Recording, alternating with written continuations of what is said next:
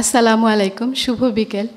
আসলে আমার সেই রকম কিছু বলার নেই, স্পেশালি বাংলাদেশের বরেণ্য সাহিত্যিকরা যখন এখানে বসে আছেন আর লুভা আপা সেটা পরিচালনা করছেন, মানে তারপরে আমি এসে কি বলবো আমি বুঝতে পারছি না।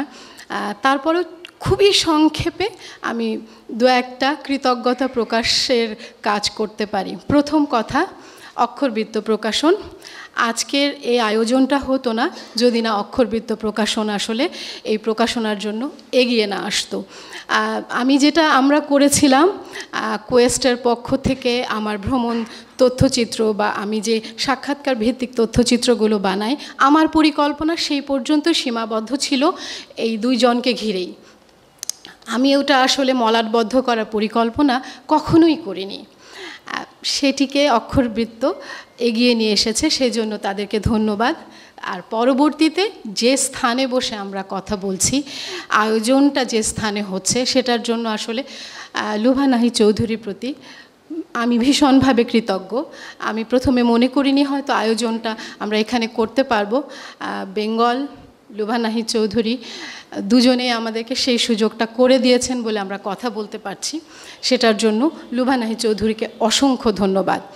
আর আজ আলোচক হিসেবে যারা রয়েছেন, হাসনাত আব্দুল হাই স্যার এসে পৌঁছাননি, ইনামাল হক স্যার, দীর্ঘ 9 বছর আগে এই দুজন আমার আবদার রেখেছিলেন।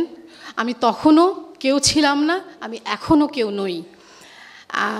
ইনামাল হক স্যার, হাসনাত আব্দুল হাই স্যার আমার প্রথম বই এলিজাস ট্রাভেল ডায়েরির সময়তেও আলোচনা করেছেন, তাদের মূল্যবান বক্তব্য রেখেছেন, সেই জন্য অসংখ্য কৃতজ্ঞতা।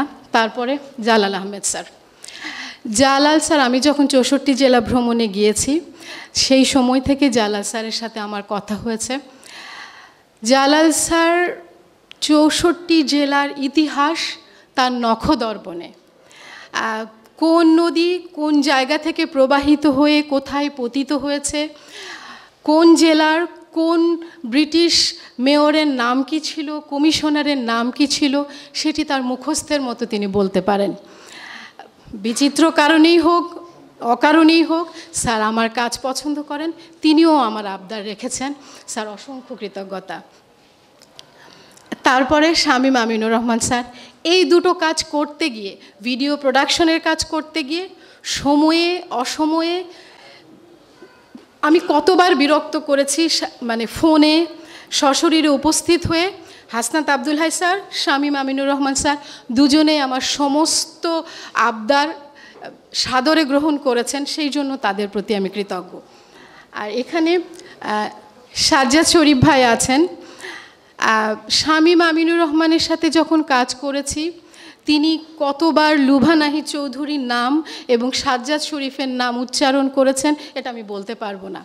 স্যারের সাথে যখনই কথা হয় এই দুইজনের নাম সবার আগে উঠে আসে। সাজ্জাদ শরীফ ভাইয়ের সাথে আমার সরাসরি আজকেই প্রথম দেখা, অসংখ্য ধন্যবাদ ভাই। তারপরে মোজাফফর ভাইয়ের সাথে আমার অল্প পরিচয় ছিল। আমার প্রকাশক আমাকে জিজ্ঞেস করেছেন, মোজাফফর ভাইয়ের সাথে পরিচয় আছে? আমি বলছি না, পরিচয় অল্প রয়েছে। তো বলছে ওনাকে আমরা আলোচক হিসেবে চাই। আমি অবশ্যই উনি আসবেন। তো কোন লেখক কিসের কি না কি করেছে এখন তো সবাই লেখে, তো মোজাফফর ভাই আলোচক হবার জন্য রাজি হয়েছেন, সেই জন্য অসংখ্য ধন্যবাদ। আর তারপরে আমার সামনে যারা বসে আছেন, নিজেদের মূল্যবান সময় থেকে আমার মতো ক্ষুদ্র মানুষের জন্য, হ্যাঁ কাজ অনেক বড় দুজনকে নিয়ে হয়েছে, কিন্তু আমার মতো ক্ষুদ্র মানুষের আহ্বানে, প্রকাশকের আহ্বানে আপনারা জড়ো হয়েছেন, আমি ভীষণভাবে কৃতজ্ঞ আপনাদের কাছে। আর তারপর হচ্ছে প্রচ্ছদ শিল্পী আইয়ুব আল আমিন, উনি এখানে নেই। প্রকাশকের নিজস্ব শিল্পী রয়েছেন যাদের দিয়ে ওনারা সবসময় তাদের প্রচ্ছদ তৈরি করেন। তো আমি এখানেও বলেছি যে আমি আসলে আইয়ুব আল আমিনকে দিয়ে আমি প্রচ্ছদটা করাতে চাই। ওনাদের ভালো লাগুক না লাগুক, তারা রাজি হয়েছেন। ব্যক্তিগতভাবে প্রচ্ছদ দুইটি আমি ভীষণ পছন্দ করেছি। আইয়ুব আল আমিন ভাই বাড়িতে গেছেন ছুটিতে, উনি নেই। আর তারপরে হচ্ছে প্রকাশনা, বুঝতেই পারছেন তাদের মূল অফিসটা চিটাগংয়ে। প্রযুক্তি ব্যবহার করে আমরা ফোনে, ভিডিও কলে, জুম মিটিংয়ে কাজ করেছি। সময়ে অসময়ে আকবর ভাই কোথায় আছেন তো? আকবর ভাই সমস্ত আমার আবদার, উনি বাজার করছেন তখন আমি ফোন দিয়েছি, আমি মঙ্গোলিয়া থেকে ওনাকে ফোন দিয়েছি, প্রতিটা সময় উনি ফোন রিসিভ করেছেন, আমি যা যা বলেছি করেছেন। গ্রন্থসজ্জা এবং বানান যা কিছু আছে সমস্ত আকবর ভাই করেছেন। তো সবার প্রতি আমি ভীষণভাবে কৃতজ্ঞ, এটুকুই আমার বলার ছিল। অসংখ্য ধন্যবাদ আমাকে সুযোগ দেওয়ার জন্য।